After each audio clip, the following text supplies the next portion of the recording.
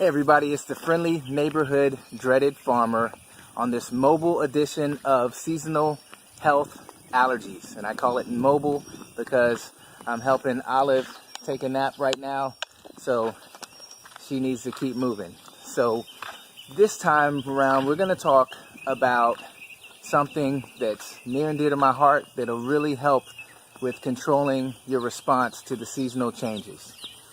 And we've already talked about what an allergy is, what causes allergies, what are the risk factors, what are ways that you can support your body through nutrition. And then now we're going to talk about regular exercise. Now I say regular because you can't really call it exercise unless it's regular. You're not going to actually get benefit from it unless it's consistent.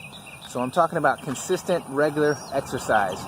And when we talk about consistent, regular exercise, I always talk about sustainability. So this exercise, whatever you decide to do, has to be sustainable, has to be something that you can see yourself doing every day, or every week, or every month, or every year. It's got to be something that long term you can see yourself continuing to do, and you will get results. But if you're just looking for that time frame that, hey, I can't wait till I can stop exercising in a week or in a month or whatever, it's the wrong exercise. It's got to be a simple, sustainable exercise. So we know that allergies have a way of making us feel fatigued, right? And of course you can't exercise your allergies away, but they do play a major role in helping you to control them. And what does that mean? Well, when you exercise, you increase your blood flow and circulation. And that's super important because the allergens are basically in our bloodstream. So when your blood flow increases from exercise, then basically it's allowing your allergens to be flowing through your body and get eliminated through your kidneys and through your skin along with other toxins. So just like exercise is great for detoxing you and getting rid of toxins, it's the same thing for these allergens. So if you got that stuff sitting in your system, it's not good. When you're not exercising regularly and you have a lower blood flow or a weak blood flow, and what does that mean? That means that those allergens are stagnant. They're actually gathering in specific places or spots in your blood vessels. And what do when they gather? Well, they tend to destroy all the tissue around wherever they are. So that causes inflammation, that causes the immune response and the attack on your system or on the allergen. So that proper, powerful, strong blood flow is going to help move that stuff through your system and get it out. And that's what you want. And that's going to help with the way you feel and how much rest you get and how you sleep at night and all that good stuff. Because these are the things that get affected during allergy season or during those seasonal changes. So we want to make sure that we're feeling our best, looking our best, and having energy. You want to be active. We want to be fit and active. I want you to be vibrant. I want you to be a thriving role model, right? So in order to do that, you got to feel good, look good, and have energy. So according to an article called Exercise Control of Your Allergies, it was in Fitness and Wellness News, there were several tips that you need to consider when exercising with allergies. And I thought they were really good, so I wanted to share them with you and then give you my take as well. So number one, no need for super high intensity workouts, especially if you're new or haven't worked out in a while. Some simple movements will get the blood pumping and help you rid the body of those pesky allergens. I couldn't agree with that more. If you haven't worked out in a long time, you got to do simple movements. If you are new to exercise, simple movements are best because anything you do, just about anything you do, is going to get that heart pumping and get that blood flowing and help you move those allergens through your system. Now, again, whatever you do has to be sustainable. It has to be something that you can wrap your brain around and see yourself doing for a long period of time. But for specific, simple movements, that's what I teach people all the time. So I can put a link on here where you can go to the Just Oil It YouTube channel, and there's tons of videos on simple, basic movements that will kick your butt and get you in shape and help you build up that circulation and blood flow to where you're able to move those allergies through those allergens through your system.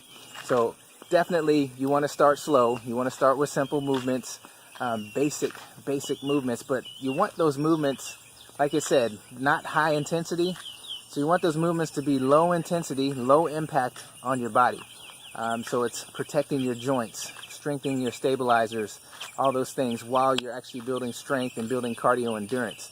And if you need help with that, just get with me and I'll share all the best ways to get started. Number 2, it's good to use a neti pot to clean out your nasal passages to open up your breathing. So before you work out, clean your nose out, clean out those nasal passages, open up your airways, because breathing is super important. I can't tell you how much time I spent in 19 years of fitness and wellness telling people to breathe. It seems like as we get going on exercises and we have a program, we want to start exercising and feeling better, first thing you do is get in there and push hard, but you don't breathe. And so just imagine if the average person doesn't breathe well when they're trying to work out. I can only imagine what it's like to have seasonal allergies and trying to breathe.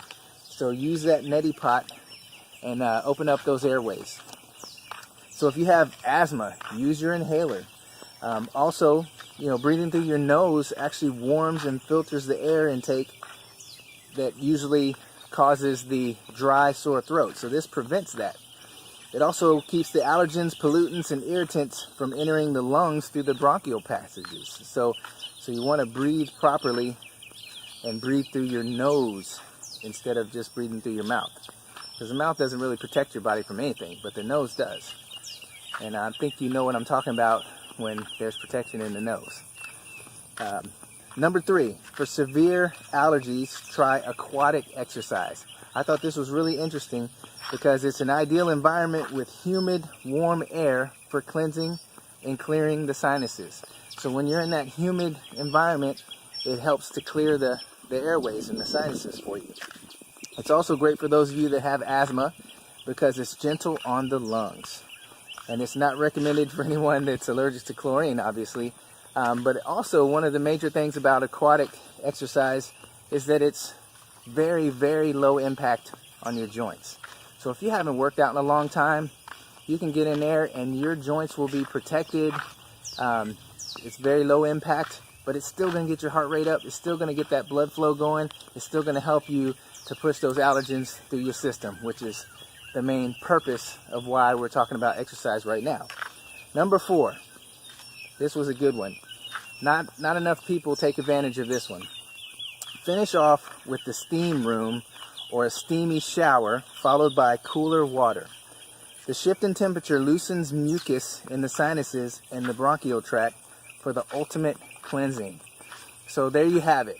Ways that you can use exercise to help you with your seasonal health and how your body responds to these seasonal changes in weather and the changes in the environment and with the plants and all this stuff going on around you with the animals and all that kind of stuff.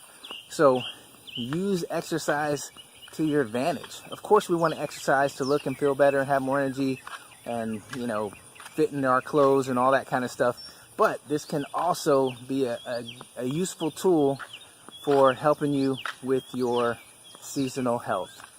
And so I want you to live it, love it, and share it. In the next segment, we're going to talk about being proactive. And I think that is super important because even though you are in the season of it and you have the symptoms you have, there are ways you can be proactive and you can lessen the effect that your allergies have on your system. And that's a beautiful thing. So we're going to talk about that next segment. Have a blessed day. Shalom.